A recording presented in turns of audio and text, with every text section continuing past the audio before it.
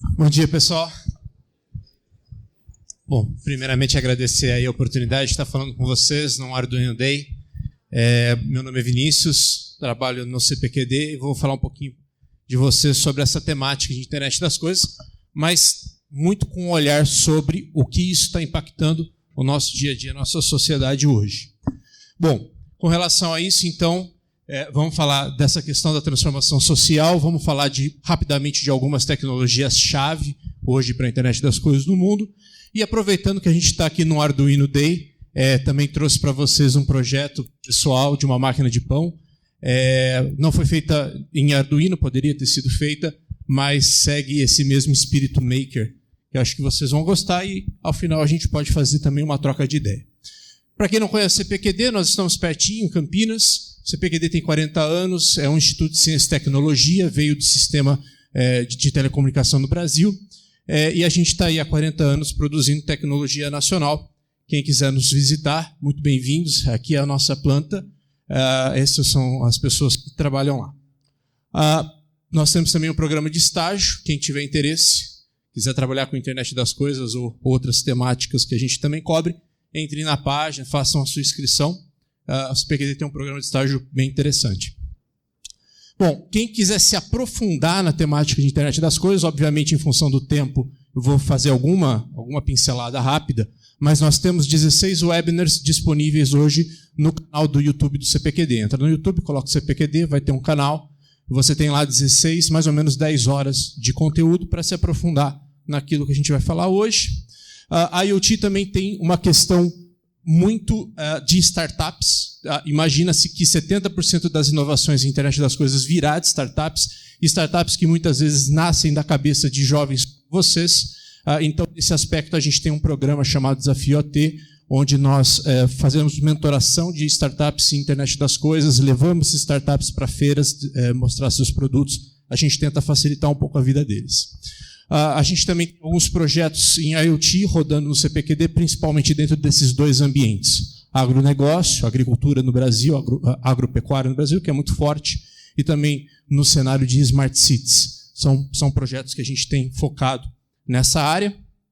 Esse é um projeto mais recente nosso, que eu tenho gastado aí todo o meu tempo, que dentro dessa temática de internet das coisas, então o BNDES, que é o Banco Nacional de Desenvolvimento Econômico e Social, tentando buscar as melhores oportunidades de internet das coisas no Brasil, contratou um estudo que fomos selecionados para fazer, para identificar o que a gente precisa mudar no país, para criar um plano de internet das coisas nacional. Por exemplo, por que no Brasil, ou melhor, por que fora você compra uma placa de Arduino por $10 e no Brasil ela chega a R$150? Por que uma impressora custa R$4.000 no Brasil, como a gente viu da apresentação do Hélio? Por que uma criança coreana, no caso? Não, Hong Kong, tem um equipamento desse aos 7 anos de idade e aqui a gente não tem essa facilidade. Na Inglaterra, por exemplo, toda criança de 12 anos ganha um kit de programação IoT. Um projeto muito legal chamado Microbit.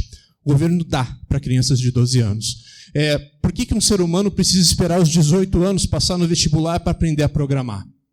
Programação é uma coisa inerente do ser humano. Eu tenho uma filha de 2 anos e meio que conhece algoritmo. E não é porque ela é superdotada. Porque em casa a gente tem um algoritmo muito simples. Toda noite, se jantar, assiste televisão. Se não jantar, vai para a cama sem assistir televisão. Isso é um algoritmo. A nossa vida é cheia de algoritmos. Então, por que a gente precisa segurar uma pessoa para aprender a programar, para aprender a desenvolver um algoritmo aos 18, 20 anos de idade? Isso não faz sentido. Então, o que a gente pode mudar no nosso país para que esse tipo de revolução, que é a internet das coisas, aconteça? Então, esse é o fruto desse projeto que eu particularmente estou bastante envolvido. Eu lidero esse projeto dentro do CPQD. Bom, então vamos falar de transformação social, pessoal.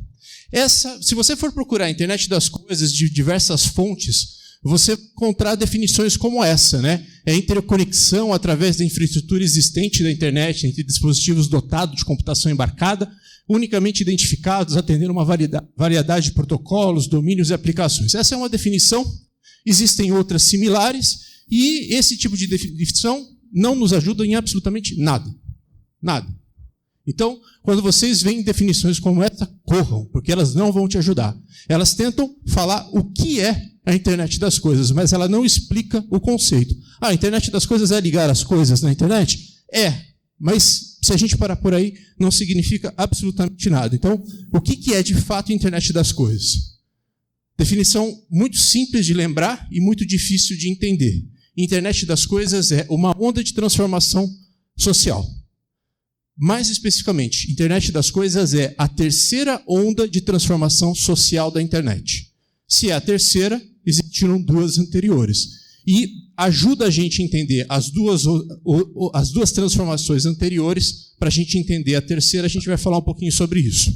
Outra questão que nos ajuda a entender a internet das coisas é a diferença entre inovação incremental e inovação disruptiva.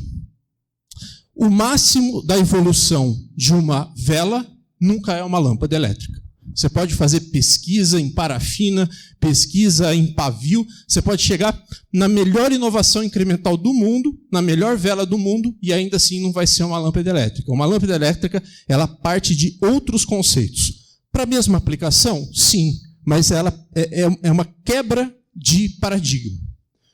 Essas quebras de paradigma surgem a partir dessas transformações sociais. Então, isso é uma imagem para a gente ficar na cabeça também. Então, como eu falei, nós estamos falando da terceira onda de transformação social da internet. Quais foram as duas primeiras? Primeiro, internet comercial, internet na casa das pessoas, que no Brasil começou em 1995, e internet móvel. Poxa, mas por que é uma transformação social? Eu trabalho no CPQD, tem vários engenheiros lá com 25, 30 anos de casa, que trabalhavam já lá e faziam projetos, desenvolviam placas eletrônicas como essa, antes de existir internet no Brasil.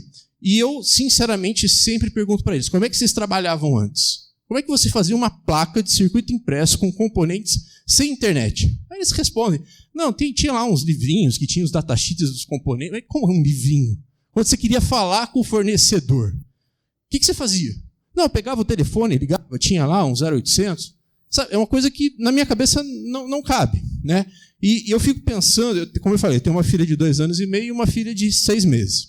Eu fico pensando quais serão as perguntas que elas vão me fazer que, para mim, hoje é absolutamente natural e não vai ser natural para elas. Por exemplo, pai, você dirigia?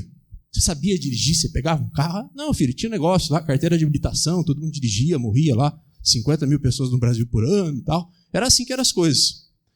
Vai ser coisas que elas vão me perguntar. Questão do mobile, por exemplo. Pessoal, quem de vocês aqui está indo para o trabalho, está vindo para a FATEC, percebe, bate na bolsa, percebe que esqueceu o celular, o smartphone? Quantos daqui, no meio do caminho, voltam para casa para pegar o smartphone? Por favor, levantem a mão. Quantos daqui não voltam para casa e falam, tudo bem, vou ficar sem o meu smartphone o dia inteiro? Ainda existem alguns eremitas no planeta. Vocês sabem que vocês estão aqui no Arduino Day, não é seminário de psicologia. Ok. Foi mais ou menos 60-40. Eu me surpreendi. Eu já fiz essa pergunta em várias outras plateias, e é geralmente 3, 4 pessoas que levantam a mão que não voltariam. Porque o smartphone está de tal forma encarnado no nosso dia a dia que é muito difícil ficar longe dele. Então, isso é transformação social. Tá? Quando a gente pensa nas primeiras ondas, vamos lá, internet comercial no Brasil. A gente começa sempre com essa questão de inovação incremental. A gente segue o mesmo modelo mental, a gente tenta replicar aquilo que a gente já conhece no nosso dia a dia. Por exemplo, quando surgiu a internet, a gente tinha aplicações muito comuns, e-mail. Entrar numa página para ver uma notícia de jornal. Se vocês forem ver, isso é o melhoramento da carta, é o melhoramento do jornal. São inovações incrementais. E na época não era tanto melhoramento assim não, porque hoje você recebe um e-mail, seu celular vibra, você olha, 15 segundos. Na época, para você ler um e-mail, você tinha que ir no computador, ligar, demorava 10 minutos para ligar, você tinha que ligar para o seu provedor, fazer um barulhinho lá, demorava umas 3, 4 vezes para dar certo, era no mínimo meia hora para ler um e-mail. Tinha gente que lia e-mail uma vez por semana. A chance de você mandar uma carta ou um e-mail ao mesmo tempo a pessoa, em alguns casos, ela lia a carta antes de ler o e-mail. Isso, obviamente, foi mudando, mas percebam, é uma inovação incremental, ela não é disruptiva. Agora, com o passar do tempo, as inovações disruptivas surgem. Então, por exemplo, Facebook é uma inovação disruptiva, ela é totalmente diferente. Você não só consome informação, mas você também produz informação. YouTube, a mesma coisa. Antes você tinha televisões que faziam conteúdo e você assistia. Aqui você tem uma plataforma onde você não só assiste, mas você também produz. Estamos produzindo conteúdo nesse momento a um custo virtualmente zero, usando um smartphone. Então, essas são quebras de paradigma. Na segunda onda da internet, tudo bem, poxa, agora eu consigo colocar Skype no meu celular. Vou fazer ligação a preço zero. Isso é uma inovação incremental com relação à telefonia de escada. Ou eu vou mandar uma mensagem via WhatsApp e não via SMS. Isso é uma inovação incremental. Mas, passado o tempo, as inovações disruptivas surgem. Então, por exemplo, agora eu vou usar o Waze para não pegar trânsito. Isso é uma inovação disruptiva. Isso não existia antes. Agora eu vou chamar um Uber. Tem Uber já em Indaiatuba? Já? Então, agora eu vou tomar um Uber, vou gastar 1/3 do preço que eu gastava antes com o carro. Um Uber com 4 pessoas. Se você está no ponto de ônibus com 4 pessoas, fala, gente, por que a gente vai tomar o ônibus? Vamos chamar um Uber, que a gente vai dividir em 4, o aplicativo deixa de fazer, isso vai ficar mais barato que o ônibus. Isso são inovações disruptivas. Aí, a internet das coisas. Muita gente fala, pô, mas isso é mais do mesmo, né? Coisas conectadas pela internet já existe há muitos anos. Verdade. Vai começar com inovações incrementais até o momento que vão surgir inovações disruptivas. E a gente já está vendo algumas. Transformação social, pessoal. Esse é o mesmo lugar do planeta distante no tempo. Alguém chuta dizer que lugar é esse? Vaticano. Com certeza vocês já viram essa foto antes. Preciso mudar meu slide. Poxa, antes eu perguntava, ninguém sabia. Agora, enfim. Pessoal, isso é a foto do cantinho aqui. É a posse do Bento XVI em 2005. Aqui é a primeira bênção do Papa Francisco em 2013. 8 anos de diferença. Olha a diferença de comportamento. Essas pessoas, quando estão no meio do caminho, percebem que não tem smartphone, elas voltam para casa. Essas outras, não. Se você for ver, nada disso fazia parte da sua vida há 10 anos atrás. O smartphone, como nós o conhecemos, tem 10 anos de idade. Foi lá o lançamento do Steve Jobs em 2007. Agora a gente está em 2017. Daqui 10 anos, várias outras coisas vão estar aqui. Com relação à internet das coisas, a gente vai falar, puxa vida, mas isso faz parte da minha vida, não consigo viver sem, e elas não existem hoje. Daqui 10 anos, a gente vai montar um slide totalmente diferente. Bom, quando a gente fala agora um pouquinho de negócio, vamos falar agora de business, né, de empresas, de startups, né? Quando a gente fala de transformação social, dentro da transformação social também tem aquilo que a gente chama de transformação digital nos negócios, que tem basicamente 3 pilares que a gente tem que ter na nossa cabeça. Primeiro, a gente está buscando usar a tecnologia para gerar riqueza, novos modelos de negócio. Então agora eu não tomo mais o meu ônibus, agora eu divido o Uber com as pessoas. Isso é uma forma de transformação de negócio. Ou você está pensando em reduzir custo. Vou imprimir uma peça aqui, numa prototipagem rápida, numa indústria aditiva, em vez de fazer uma peça com molde que ia custar R$100 mil. Você reduz custo. Ou você melhora a experiência do usuário. Agora vou trabalhar com conceitos como colaboração, cocriação. Vou tornar a coisa factível, fácil de usar. A gente tem uma dificuldade como engenheiro, como pessoas que gostam de tecnologia, imensa com essa questão da experiência do usuário. Porque, infelizmente, a gente gosta de tecnologia. A gente gosta de pegar um negócio desse e ficar às madrugadas montando. Vou contar um segredo para você. As pessoas não gostam disso. Os seres humanos normais, fora nós os nerds, não gostam disso. Então, a gente sempre tem que pensar em experiência do usuário. Eu vou dar alguns exemplos para vocês depois. E quando a gente trabalha com tudo isso junto, a gente fala de transformação digital. Tá? Alguns exemplos para vocês. A Nike. Todo mundo acha que a Nike vende tênis. A Nike parou de vender tênis desde 2006, quando ela percebeu que o negócio de tênis não ia dar mais dinheiro.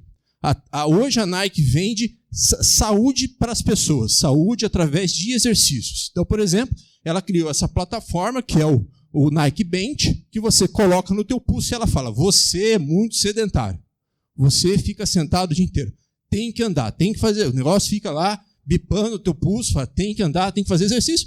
Obviamente, para fazer exercício, você tem que ter um tênis, e obviamente aí que a Nike vende o tênis dela. Mas perceba que ela está mudando o posicionamento dela, o negócio dela e a experiência do usuário dela. E com isso, ela tem crescido todos os anos 30%. Esse é um porto de contêineres, o primeiro porto de contêineres na cidade de Roterdã, onde ela é 100% automatizada. Né? Você tem caminhões que dirigem sozinho, braços automatizados que pegam as coisas sozinho, e aí o número de pessoas aqui caiu imensamente. Então você você aumentou 80% da produtividade e colocou 50% de pessoas a menos. Então percebam que a transformação digital, ela não necessariamente traz só coisas boas. Aqui, por exemplo, ela gerou desemprego. E isso vai fazer parte da vida de todos nós, não tem como ir contra isso. A gente tem que pensar que, ao chegar a essas tecnologias, como é que a gente vai lidar com essa questão de máquinas fazendo o trabalho de pessoas. A GE, entre muitas coisas, faz turbina de avião. Antes, ela vendia turbina de avião. Essa turbina de avião tinha sensores que, se a turbina fosse explodir, avisava o piloto, avisa o pessoal que eles vão morrer, porque vai explodir. Agora, com a internet das coisas, a GE falou, poxa, mas agora eu consigo colocar 2.000 sensores numa turbina, e conectados. A partir daí, ela falou, poxa, eu vou parar de vender turbina de avião e eu vou começar a vender horas de voo. Porque com 2.000 sensores conectados, eu consigo entender o meu motor, a minha turbina, de uma forma totalmente diferente. Eu consigo dar um ganho de vida nessa turbina. Eu consigo vendê-la de uma forma diferente. Eu consigo monitorá-la à distância. Eu consigo falar, olha, está na hora de trocar essa pecinha. E aí ela começou a vender horas de voo. Trocou um produto por um serviço. E nisso ela teve um crescimento de 11%. Num mercado muito difícil, que é o mercado de aviação. Bom, esses são alguns exemplos de coisas que estão acontecendo. Só que, por que isso está acontecendo agora, em 2017?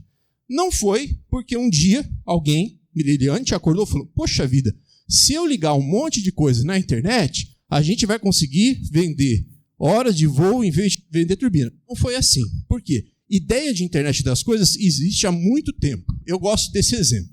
Esse é um exemplo lá da Universidade de Cambridge, em 1993, antes do Brasil ser tetracampeão, já tinha um aluno lá que teve uma ideia de internet das coisas. Qual que era o problema? Se você escreve uma tese de doutorado, você percebe que você tem que ficar acordado fazendo uma coisa muito chata. Para você ficar acordado, você precisa de café. Então tinha lá uma sala de café, onde os alunos iam lá tomar café. Só que tinha um problema. Como o aluno nem sempre é muito colaborativo, a pessoa ia lá, tomava o café e não deixava o café pronto para o próximo. E aí as pessoas iam até lá, chegavam, o café tinha acabado, ela perdia o caminho dela. Aí o aluno pegou um computador, pegou uma webcam, colocou filmando a máquina de café, cada 1 minuto ela ficava tirando um snapshot e publicava numa página web. Aí as pessoas, antes de ir tomar café, elas viam se tinha café ou não. Tá? É um exemplo de internet das coisas. É uma câmera, um sensor, batendo foto, colocando essa informação na internet e as pessoas consumindo essa informação. 1993. Qual que era o problema da época? Para fazer isso, você precisava de um computador desse tamanho, caro, custava uns $1.000, consumia uns 350 watts e ocupava um tamanhozão. Não dá para fazer isso para 1 bilhão de coisas, para 20 bilhões de coisas. Então, perceba que a ideia da internet das coisas ela não é nova, mas as tecnologias não habilitavam esse tipo de coisa até então. O que aconteceu é que existem algumas leis muito fortes que regem o mundo hoje. Não são as leis da física, da química, não. São essas leis aqui. Essas leis fazem com que a tecnologia continue em constante estágio de desenvolvimento. A mais famosa é a chamada Lei de Moore. Moore era um engenheiro da Intel que falou, poxa vida, a cada 2 anos a gente consegue dobrar a quantidade de transistores numa mesma área. Ele falou, isso vai continuar por muito e muito tempo. Um colega dele, chamado David House, que depois virou presidente da Intel, percebeu que isso, na verdade, não importava se dobrava ou não. O que importava era a capacidade de processamento. Por quê? Se você reduz também o tamanho do transistor, ele fica mais rápido. Então, ele fez uma outra conta e falou, a gente vai dobrar a capacidade de processamento a cada 18 meses. E isso tem sido verdade constantemente nos últimos anos. Então, a cada 18 meses, pelo mesmo dinheiro que você comprava um computador há 1 ano e meio atrás, você compra um computador com 2 vezes mais capacidade de processamento. E existem leis similares para outras coisas, com relação à armazenagem, com relação a telas de LCD, enfim.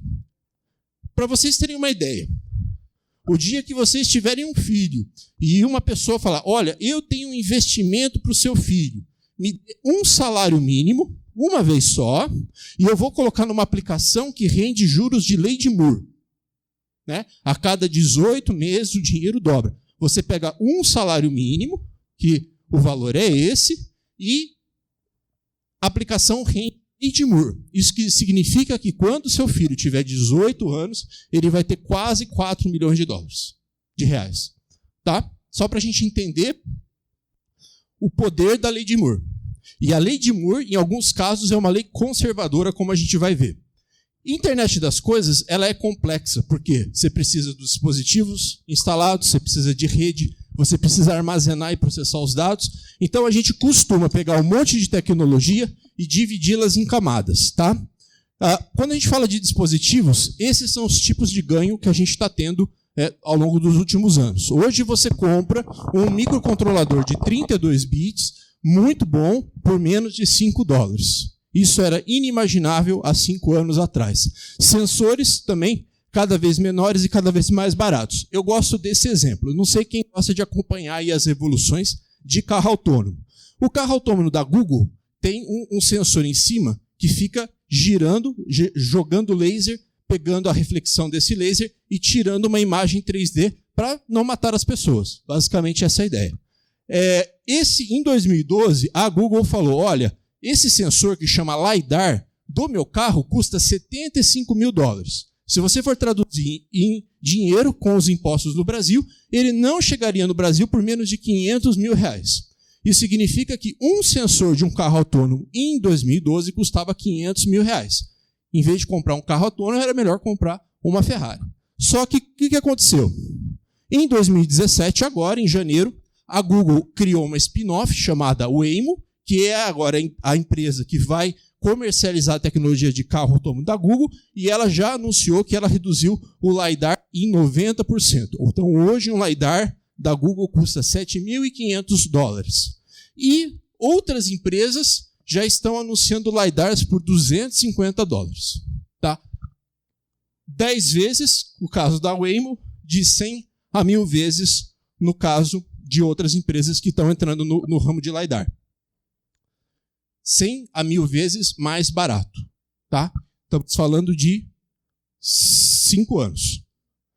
Se a gente for falar de conectividade, e conectividade é fundamental para a internet das coisas acontecer, também novas tecnologias estão surgindo. Tecnologias, por exemplo, como o Wi-Fi, que não só vai servir para a gente acessar a internet, mas vai servir para a sua cadeira falar se tem alguém sentado ou não. Essas tecnologias também estão recebendo novas atualizações para a internet das coisas. Estão surgindo padrões de conectividade de rede ampla. Uma antena que suporta 10 km² e você consegue ligar 65 mil sensores. Ou tecnologias celulares que também estão surgindo, que focam em internet das coisas e, no final das contas, o que importa, também está chegando o 5G aí, mas o que importa é esse tipo de coisa. Você vai poder, por exemplo, colocar uma coleira no seu pet e você vai saber se o seu pet fugiu, onde ele está, a um custo de $1 por mês de conectividade.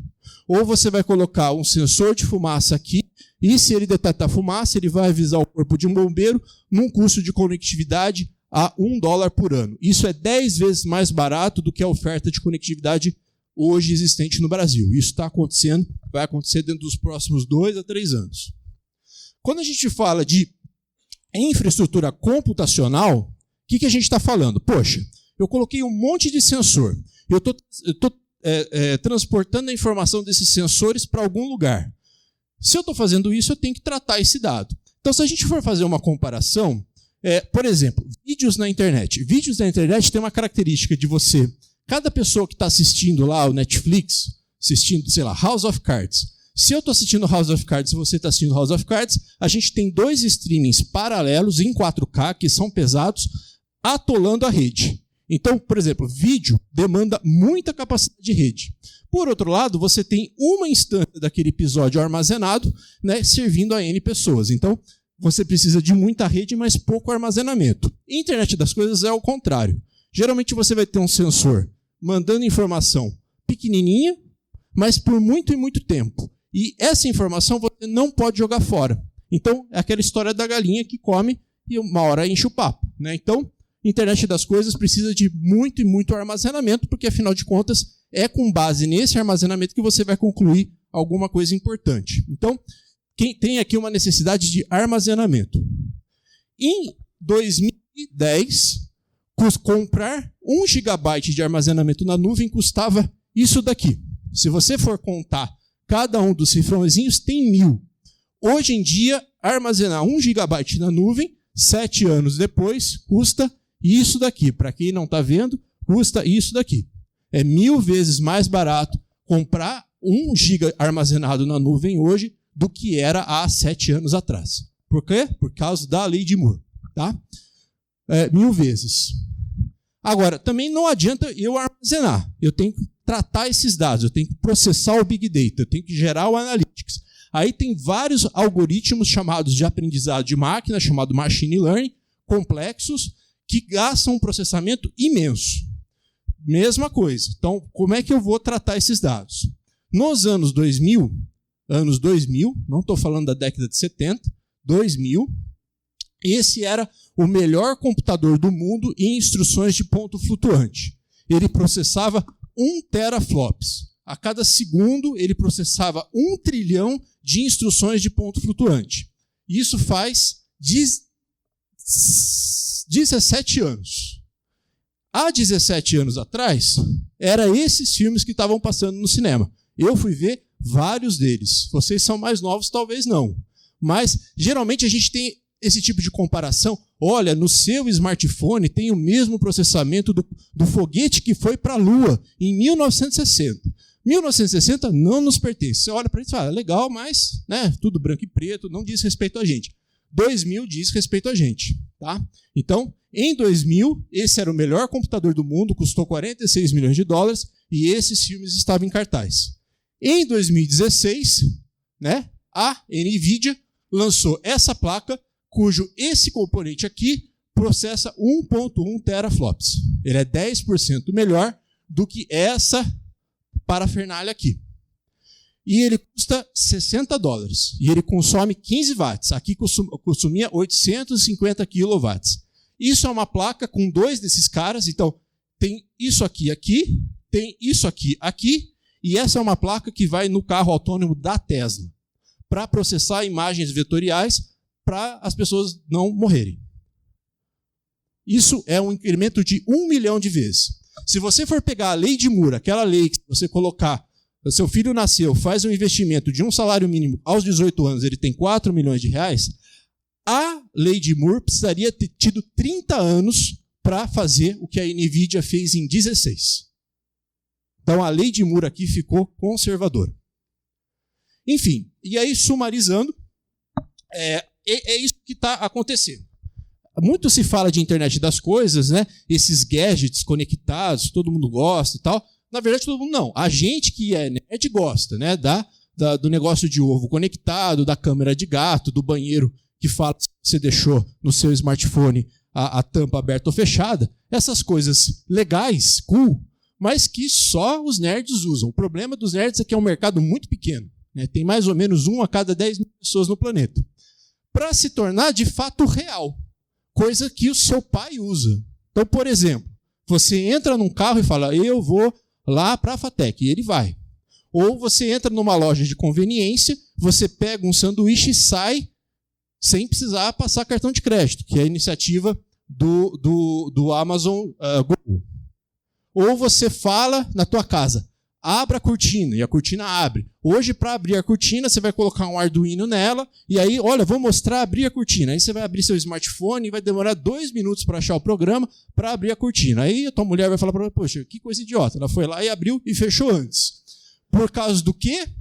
E a gente acha isso fantástico. Nossa, estou abrindo a minha cortina com um Arduino.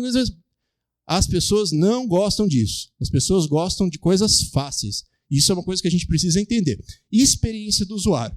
Então, internet das coisas está passando de algo que era muito focado no machine por machine para algo onde a tecnologia está invisível. Ela faz parte do dia a dia das pessoas e as pessoas nem sabem que elas estão lá. É que nem energia elétrica. Esse é o ponto que a gente tem que viver hoje e esse é o ponto que nós, como projetistas, temos que pensar.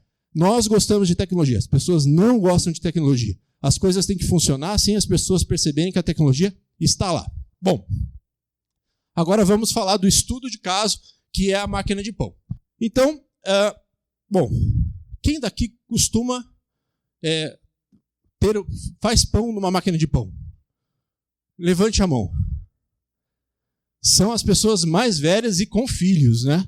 Porque quando você tem filho, você não faz mais nada na tua vida.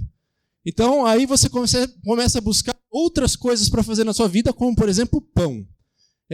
Eu sempre faço essa pergunta com universitários e ninguém sabe o que é uma máquina de pão. Muito bom, aproveitem essa fase da vida. Mas para quando vocês forem fazer pão, isso vai acontecer daqui a alguns anos, eu vou pular isso aqui. Isso é uma máquina de pão, tá? Você compra, tá? Ela tem esses botões, ela tem um livrinho. E você vai falar, poxa, agora eu vou fazer um pão francês. Você vai ter que achar a página do pão francês, vai ter que ver que é a programação 15, você tem que clicar várias vezes e a experiência do usuário foi para o saco. É horrível. E aí também, como eu tenho filho e não durmo à noite, eu falei, vou melhorar esse troço. Aí, agora sim, pensando nisso, né? Então sempre vamos pensar nisso aqui, né? Experiência do usuário, eficiência operacional, geração de riqueza, invisibilidade da tecnologia, vamos tentar fazer um projeto que faça sentido. Então, qual que foi a minha ideia? Não gosto disso aqui. Se você, por exemplo, eu quero fazer o pão para ficar pronto para as 4 horas da tarde. Você não programa aqui 4 horas da tarde, porque ele não tem um relógio. Por que ele não tem um relógio? Porque ele não tem uma bateria. Então você tem que fazer uma conta, agora são 15 para meio-dia, para as 4 da tarde são 4 horas e 15 minutos. Aí você tem que colocar 4 horas e 15 minutos. Quando é meio-dia é fácil, quando é 2 da tarde é um saco. Você tem que fazer essas contas na cabeça. Então, qual que foi a ideia? E vamos lá. A gente gosta de tecnologia, mas o segredo está em usar a tecnologia em coisas que fazem sentido no mundo. Então, como que funciona quem compra e faz uma máquina de pão? Existe uma empresa que faz uma máquina de pão. Existe uma pessoa com 2 filhos que quer uma máquina de pão. No meio tem um negócio chamado varejo. Eu comprei essa máquina, nem lembro onde, acho que foi no Walmart. A partir do momento que esse cara entrou no meio, esse cara não tem a menor ideia que o Vinícius, que mora em Campinas, tem 2 filhos, gosta de fazer pão. Tá? A visibilidade é 0. Né? E como é que eu faço essa pessoa gostar de pão? Eu gasto alguns milhões de reais por ano fazendo propagandas na Globo, que ninguém assiste mais, para que as pessoas comprem máquina de pão. E o único canal que eu tenho é um serviço de atendimento ao cliente que ninguém liga para falar, nossa, eu adoro a sua máquina de pão. A pessoa geralmente vai ligar quando a máquina de pão quebrar e ele tiver muito saco cheio, ele vai ligar no saque. Né? Então, eu uso essa máquina todo dia, adoro a máquina. Nunca liguei no saque e falar, nossa, Britânia, sua máquina é muito boa, eu gosto dela. Então isso aqui, obviamente, não funciona. Tá? Qual é a ideia aqui? A ideia é quebrar esse ciclo vicioso da empresa com o usuário.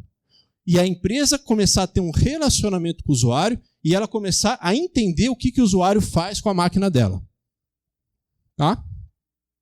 Então, qual que foi o projeto? Vamos falar de tecnologia antes de falar de negócio. Eu peguei uma plaquinha com um processador de 32 bits, usei a plataforma mbed, né?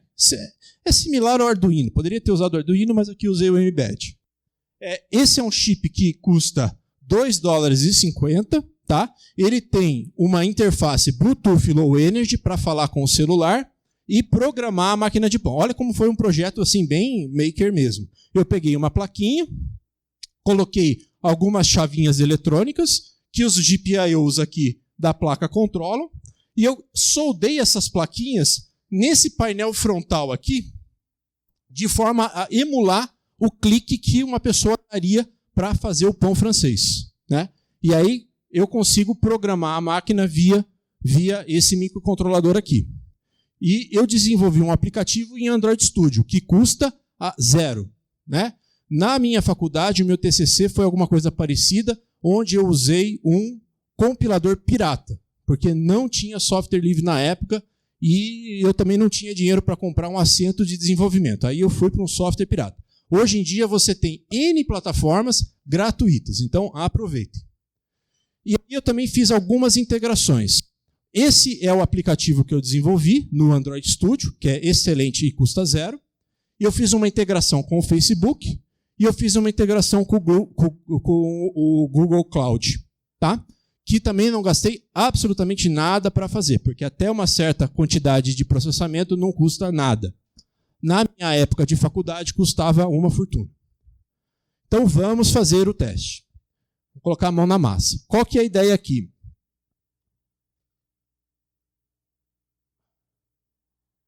Então, aqui vocês podem ver o meu smartphone. É por causa disso que eu não durmo à noite. E aqui, vamos lá.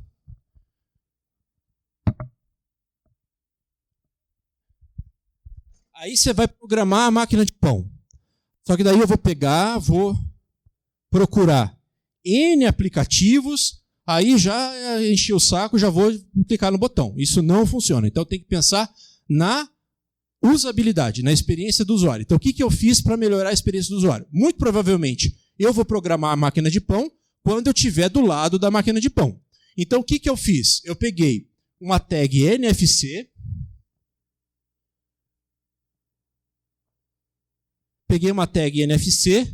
colei aqui na máquina, essa tag custa R$1, e toda vez que a pessoa for usar a máquina de pão, e provavelmente ela vai estar do lado da máquina de pão, ela vai aproximar o celular da tag NFC, e nessa tag ela já vai falar, abre o aplicativo tal da máquina de pão, já vai passar o endereço da máquina de pão e já vai conectar a máquina de pão via Bluetooth Low Energy. Então, agora eu tenho os mesmos botões que eu tinha na máquina de pão, agora eu tenho no smartphone. Então, por exemplo, vou mudar o tempo.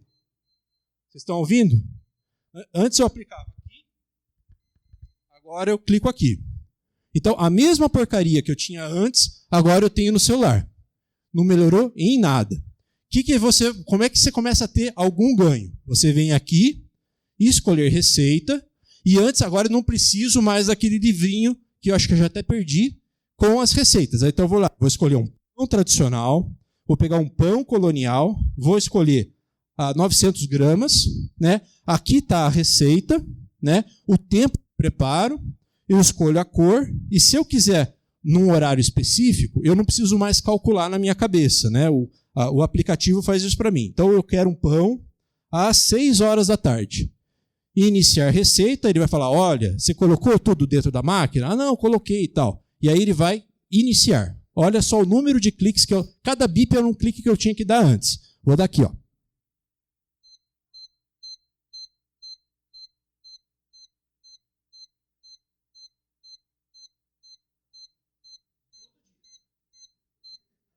Pronto.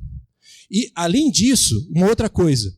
Se você programasse, clicasse tudo isso, fazendo conta na cabeça, e não clicasse no botão iniciar, ela não funciona. Aí você acorda às 6 da manhã com vontade de comer pão e lembrou que você não apertou iniciar. Agora eu não esqueço mais que eu apertei iniciar. Outra coisa é o seguinte.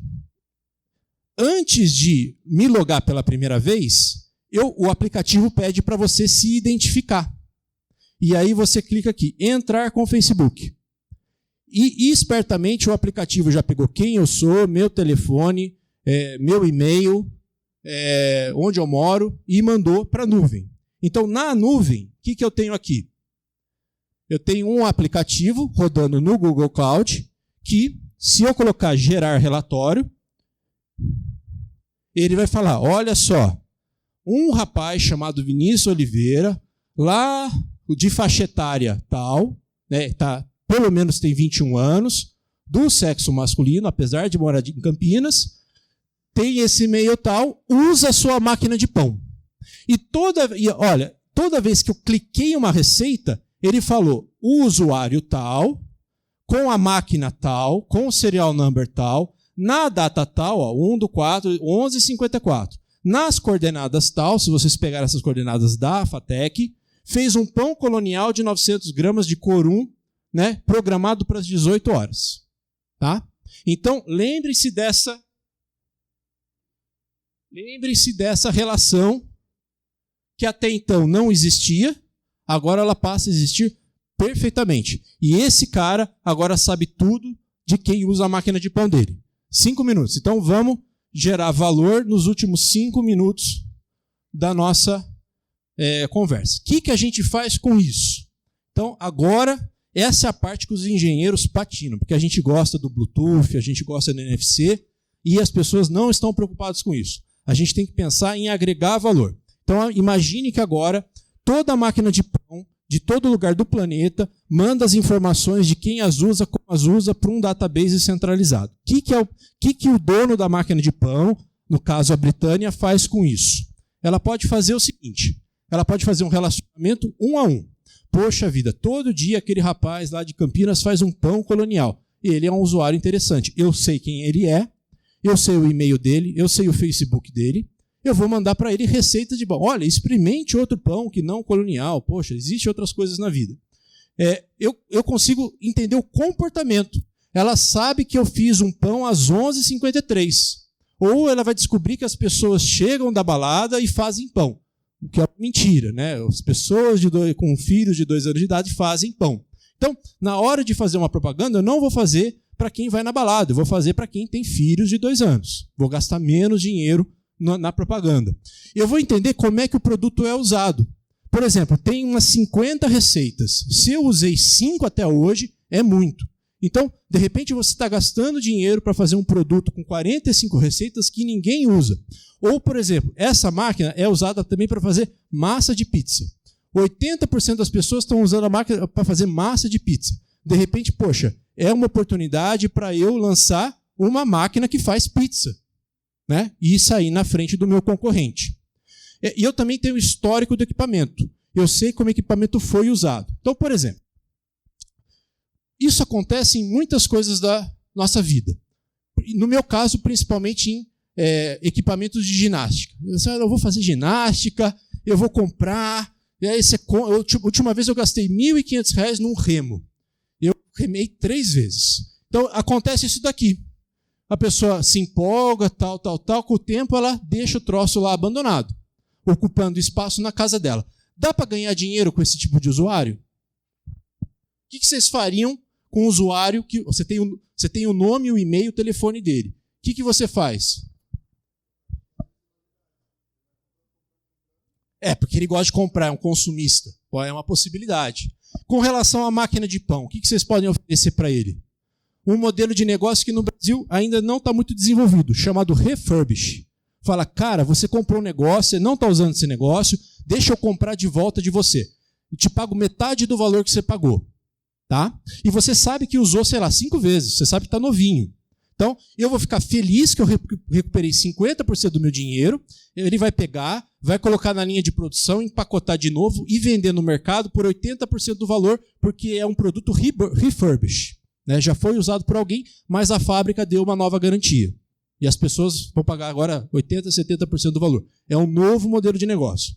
Ou você tem uma pessoa, que nem eu, com filhos de 2 anos, que comprou e está só usando, todo dia está usando. O que você pode fazer com esse cliente? Esse cliente gosta de fazer pão. Faz uma parceria com uma empresa que vende cursos de pão e fala, aqui tem um lead qualificado. Bate na porta que você provavelmente vai vender curso de pão para essa pessoa. Ou, como eu já falei, né, em vez de gastar milhões e milhões de reais com propaganda massiva, que ninguém mais assiste, você pode fazer, olha, compartilhe a receita de pão que você fez agora para os seus amigos no Facebook. Aí vai aparecer lá, olha, o Vinícius fez um pão colonial na máquina Betânia. E aí os amigos que também têm filhos de 2 anos falam, puxa, que legal, vou comprar. E você começa a economizar em marketing. Ou, como eu já falei, né, de repente as pessoas estão... Essa máquina também faz geleia. Daí você percebe que tem 30% das pessoas que usam essa máquina só para fazer geleia. Lança uma geleeira. Né, vai vender. Ou não, as pessoas não fazem geleia. Para de colocar que essa máquina faz geleia, porque ninguém gosta de fazer geleia na máquina. Ou você pode usar algoritmos, por exemplo, de regressão, para perceber quando que a máquina quebra. Então, sei lá, você tem lá 1 milhão de máquinas, você tem lá um database que fala, depois de 5.000 horas de uso, na temperatura X, na umidade Y, a máquina vai quebrar. Aí, antes, quando você tem usuários que estão chegando com a máquina nessas condições, você liga para o cara e fala, a tua máquina vai quebrar. Vende manutenção para ele antes da máquina quebrar. Ou você pode fazer o que a gente chama de clustering, que é entender o teu usuário. Aí você vai perceber que pais com filhas de 2 anos compram muito essa máquina. Você forma um cluster de pais de 2 anos. E aí você faz propaganda para pais de crianças de 2 anos. E é isso, pessoal. Aí tem 1000 outras ideias.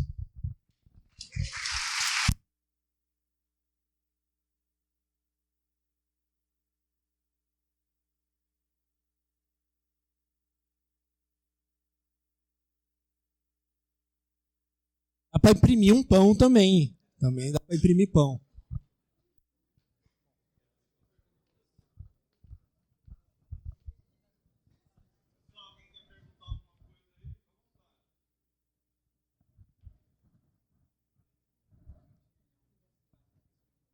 A privacidade foi para o saco. Para o saco de pão, né? Grande pergunta. Não existe hoje no Brasil uma política de privacidade de dados. O projeto do BNDES que eu comentei está tratando essas questões. Existem alguns projetos de lei sendo debatidos na Câmara. É um dos grandes pontos em aberto. Então, isso vai acontecer, isso já está acontecendo.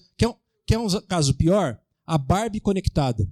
Agora tem uma Barbie que você compra, ela tem um Wi-Fi, conecta no Wi-Fi da tua casa, ela vai para um algoritmo centralizado na nuvem, a criança conversa com a Barbie e a Barbie responde. Né? Então, poxa, eu gosto de tal coisa. Eu também gosto tal. Imagina o que uma criança não fala para a Barbie. Existe um site chamado Hell No Barbie, que é um site de pais que abominam a Barbie conectada. Então, privacidade é um problema homérico. Né?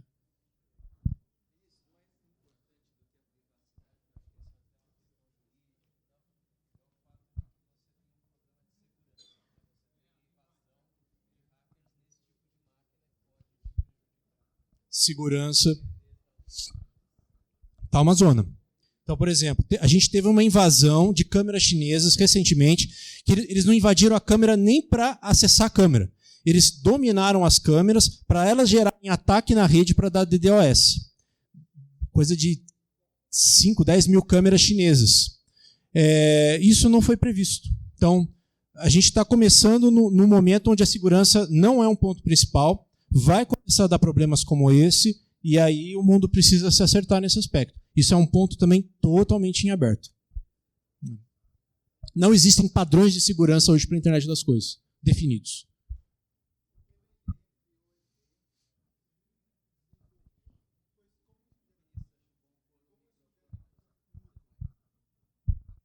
Teve a ideia, desenvolveu, teve todo esse tempo. Depois que você teve esse tempo, como essa ideia gera lucro? Onde? Grande pergunta. Então, veja, mais do que um projeto que você pegou uma plaquinha, fez a solda, tal, fez um aplicativo, a cabeça tem que ser essa. Poxa, como é que a Britânia aqui vai ganhar dinheiro com isso? E foram esses tipos de ideias que eu coloquei aqui. Então, por exemplo, aqui eu fiz bem com uma intenção didática, né, de fazer palestra e ter um exemplo lúdico. Mas esse é um produto que certamente interessa a uma empresa que faz eletrodomésticos. Né? Essa é a tendência. Então, o fato é o seguinte, isso vai acontecer. Se não for essa, vai ser o concorrente dela. Então, são essas ideias que a gente tem que levar e falar, olha, dá para fazer tudo isso. Para isso precisa de tecnologia, mas dá para fazer tudo isso. Se você não fizer, o teu concorrente vai fazer. É assim que a gente tem que vender a ideia. Não sei se eu respondi a tua pergunta.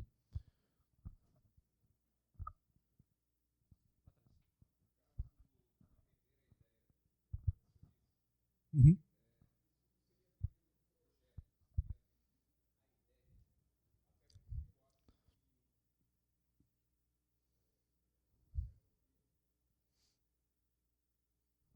Alô? Até porque eu acho que o programa que foi usado foi open source, alguma coisa assim. Sim. Como fiz para só ilustrar as palestras, eu acabei não colocando o projeto, sei lá, num GitHub. Poderia ter feito, não tem o menor problema com isso.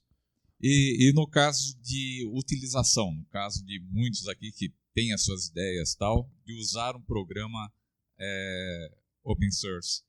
E às vezes até é utilizado parte de um programa de uma utilidade que foi adaptada ao seu projeto. Foi o que eu Nesse fiz. caso, foi o que você fez.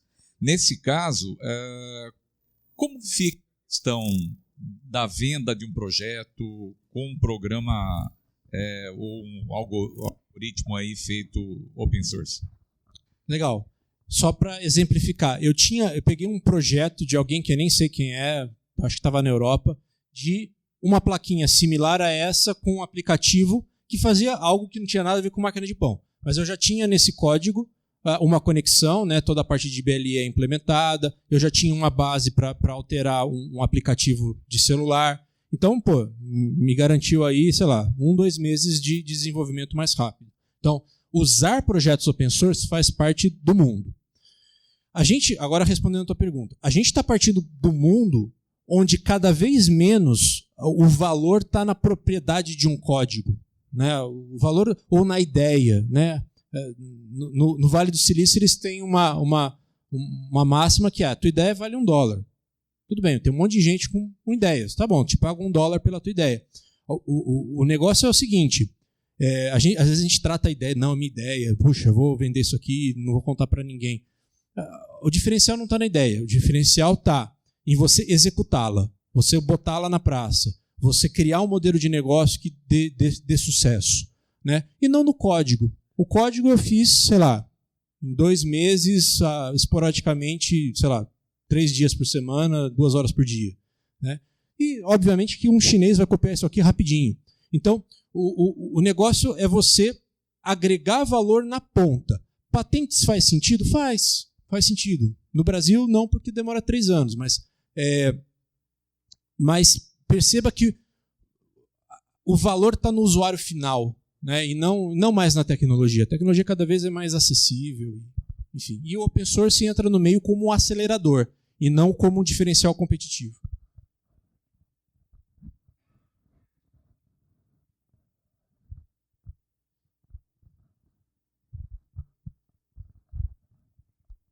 Alô? Oi. Bom dia. Bom dia. Você falou que você tem uns projetos na área agrônoma. Queria que você falasse um pouquinho a respeito disso. Sim. A gente tem um projeto bem interessante com a cultura da cana. Eu posso comentar porque já é um projeto público, mas com uma usina chamada São Martinho. Cultiva cana, faz cana para produção de álcool e para produção de açúcar.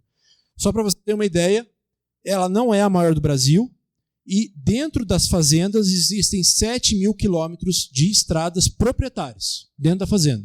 Então o caminhão se perde lá dentro, né? Poxa, eu fui pegar cana, fui parar no outro estado, né? Dentro da fazenda, né? Então, por exemplo, o agronegócio brasileiro, que é talvez o mais forte do mundo, tem uma precariedade de tecnologia imensa. Então, se você tivesse cobertura de rede lá para falar com um Waze, para falar para o cara, você errou 2.000 quilômetros, daria um ganho imenso. Então, a gente está levando esse tipo de conectividade para o campo, né, com tecnologias apropriadas para cobrir grandes áreas, de forma barata, viável, para localizar caminhões, para saber se você colheu a cana certa no momento certo, para você conseguir predizer quanto que vai ser a produção do ano. E esse é um exemplo bastante forte no Brasil, que é a indústria da cana. Mas tem a indústria do boi, né, que está virando negócio de celulose também, né, ultimamente. Não, piada. Celulose e carne no Brasil sempre foram fortes, e agora os mercados estão se juntando. Mas o Brasil tem imensos negócios absolutamente carentes de tecnologia e de pessoas como vocês que pensam em soluções.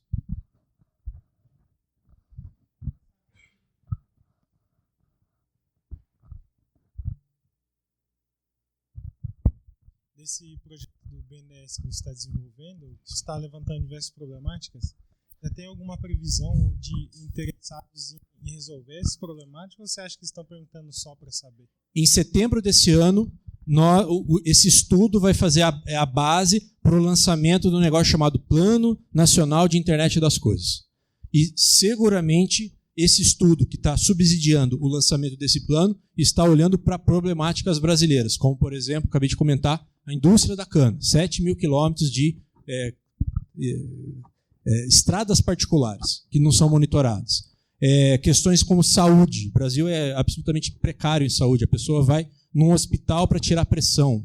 Ela poderia tirar pressão com equipamento conectado na casa e desonerar a cadeia de saúde. Então, existem milhões de problemas. E às vezes as soluções são simples, do tipo, não taxa uma impressora 3D, não taxa um Arduino, deixa a garotada aqui num sábado, podia estar fazendo um monte de coisa, estão aqui ouvindo uma palestra chata, então gostam disso. Então, existem ações muito pontuais que a gente pode fazer que vão dar um ganho em 15, 20 anos no país imenso. Bom dia. Ultimamente, eu tenho visto a questão das vacinações, né? E falaram que essa parte da febre amarela esse ano está mais forte por conta de várias vacinas estarem passado o prazo de 10 anos, os últimos anos não terem feito campanhas de vacinação. Você acha que seria possível criar um database de vacinas das pessoas, assim, pelo CPF, alguma coisa assim, que quando a pessoa faz a vacina, você sabe que aquela vacina foi naquela pessoa, porque já não é uma coisa, né? Seria mais a pessoa ter sido imunizada ou não. Não é uma coisa específica, mas é que não é um equipamento eletrônico. Sim. Né? Não, absolutamente. Eu diria o seguinte, o problema não é a tecnologia, o problema é a política pública. Então gasta-se aí centenas de milhões por ano em vacinas que, se você conseguisse tornar 1% mais eficiente, pagava a tecnologia toda para monitorar onde foi, se ela sofreu variação de temperatura no caminho e deixou de ficar efetiva a vacina. Porque a pessoa vai lá, toma uma vacina que passou, 30 graus porque a refrigeração teve um problema, a vacina não funciona mais. A pessoa fica doente e vai para o hospital. Ela gera um custo no hospital que, se você tivesse monitorado a vacina, você saberia que aquela vacina não é válida, você teria dado outra dose naquela pessoa. Então, são coisas absolutamente lógicas que tecnologias como RFID, tem 1000 tecnologias que poderiam ser aplicadas aqui, resolveriam o problema e gerariam um ganho que pagaria a tecnologia em 100 vezes. O que você gastou, você vai ganhar de volta 100 vezes. Mas, por questões, às vezes, absolutamente idiotas, as coisas não acontecem. Então, sim, esse é um ponto fortíssimo e a gente precisa botar esse negócio para funcionar.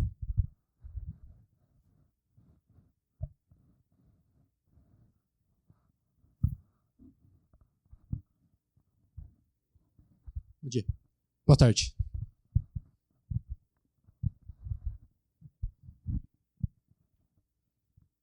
Som. Bom dia. Boa tarde, né? Que ninguém almoçou. Queria saber mais sobre o projeto da Smart City. Sim. O que seria a ideia? Hoje nós estamos... Bom, Smart Cities tem 1 milhão de coisas para fazer. Cidade é sinônimo de problema. Então, em São Paulo, hoje você gasta 2 horas para ir trabalhar, 2 horas para voltar. São 4 horas para a pessoa trabalhar 8. É 50% de desperdício. Isso é um problema imenso.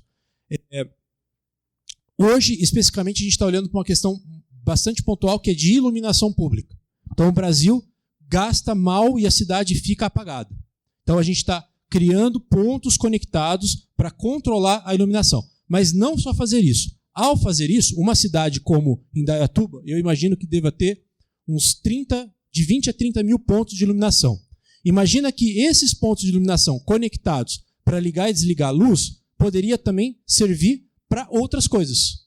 Então, no nosso projeto, por exemplo, um ponto de iluminação ele também é um receptor de outros sensores. Por exemplo, se o bueiro está entupido, ele manda uma informação, o ponto de iluminação capta e na mesma infraestrutura avisa, olha, entupiu, a hora que chover vai dar problema, vai lá e resolve o problema. Então, cidades têm imensos problemas. A gente usar da iluminação pública, que é uma coisa que está em toda a cidade, para resolver outros problemas, é o foco desse projeto que a gente está executando hoje.